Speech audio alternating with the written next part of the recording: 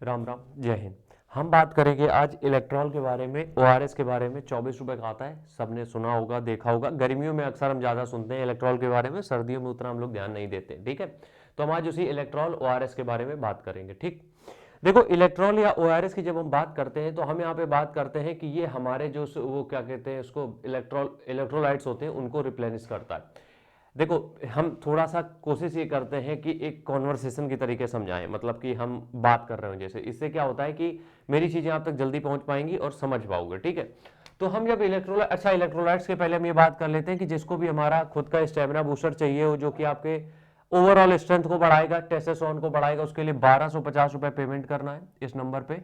और इसी नंबर पे आप एड्रेस सेंड कर देना 72 688 01578 रितेश के नाम से। ठीक है, अब हम बात करेंगे यहाँ पे ओआरएस के बारे में कि अगर डेली इलेक्ट्रॉल पीते हो, वैसे डेली तो हम नहीं प्रेफर करते, लेकिन हम बता रहे हैं कि कितना जरूरी है आपके लिए, आपको कैसे बचा सकता है। देखो इलेक्ट्रॉल में होता क्या है, इलेक्ट्रोलाइट्स होते हैं जैसे कि सोडियम, ठीक है, पोटेशियम, मैग्नीशियम, इस तरीके के इलेक्ट्रोलाइट्स होते हैं। अब ये क्या होते हैं, ये हमारी बॉडी को अंदर के जितने भी ऑर्गन्स हैं उनको चलाने के लिए बहुत जरूरी है। जितने भी ऑर्गन्स हैं अपने अंदर, उनको सबको चलाने के लिए बहुत जरूरी है। जितने भी ऑर्गन्स हैं आपकी बॉडी में, उनको सबको मेंटेन रखने के लिए, प्रॉपर चलाने के लिए बहुत जरूरी है। ठीक है, तो इनको होता क्या है कि जब हम कुछ वर्कआउट करते हैं, खासकर उनके लिए जो वर्कआउट कर रहे हैं, ठीक है, जब वर्कआउट करते हैं तो जब हम पसीना छोड़ते हैं, अब चाहे सर्दी में वर्कआउट करो चाहे गर्मी में, पसीना निकलता ही है। ठीक है, इस बात को अच्छे से समझ लेना।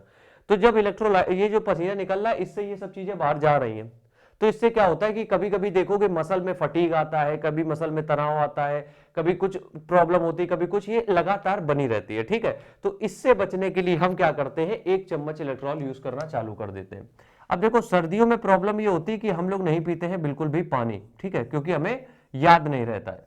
सर्दियों में हम पानी नहीं पीते क्योंकि हम भूल जाते हैं कि हमें पानी भी पीना है। ठीक है, तो उसमें क्या होता है, तभी सर्दियों में तुमने देखा होगा कि हमारी बॉडी बहुत, मतलब ऐसा लगता है कि ब्रीदिंग प्रॉब्लम बहुत ज्यादा हो रही है। उसकी वजह, मेन वजह यही होती है कि हमारी बॉडी में पानी नहीं गया है और इलेक्ट्रोलाइट्स रही है हमारी बॉडी में, अगर वर्कआउट कर रहे हो तो हम ये रिकमेंड करेंगे हर एक को, जो लोग भी वर्कआउट कर रहे हो या कुछ भी थोड़ा बहुत भी वर्कआउट कर रहे हो, 1 चम्मच इलेक्ट्रॉल आपको अभी भी पीना चाहिए। इससे ठंडी गर्मी का कोई लेना देना नहीं है, बॉडी में जो चीजें बाहर जा रही हैं उनको रिप्लेनिश करना पड़ेगा। तो इलेक्ट्रोलाइट्स एक बहुत अच्छा माध्यम है आपकी बॉडी में, इलेक्ट्रॉल एक अच्छा माध्यम है इलेक्ट्रोलाइट्स को बैलेंस करने का। ठीक है, अब यहाँ पे एक चीज और आती है कि इसको पिए कब। मान लो हम वर्कआउट भी कर रहे हैं, रनिंग कर रहे हैं, हम सब कुछ कर रहे हैं, लेकिन इसको पिए कब।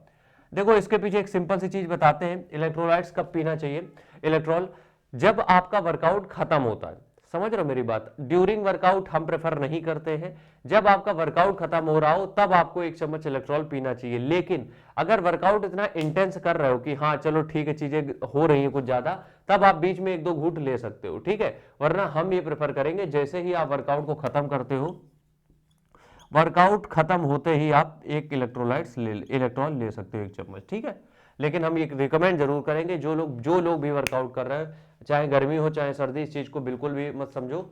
इलेक्ट्रॉल आपकी बॉडी के लिए बहुत जरूरी है। राम राम, जय हिंद।